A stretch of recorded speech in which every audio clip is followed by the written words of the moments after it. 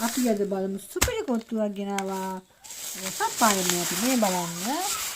මේ තමයි සුපිරිම කොත්තුව. මේ රුපියල් 850යි චිකන් කොත්තුවක්. මේකොල්ලොත් එක හම්බෙන හොදි එකක් හම්බෙනවා. टोमेटो सॉस එකක් හම්බෙනවා. හරි. මෙන්න බලමු අපි මේ සුපිරි කොත්තුව දිගටලා කොහොමද කියලා. ෂා.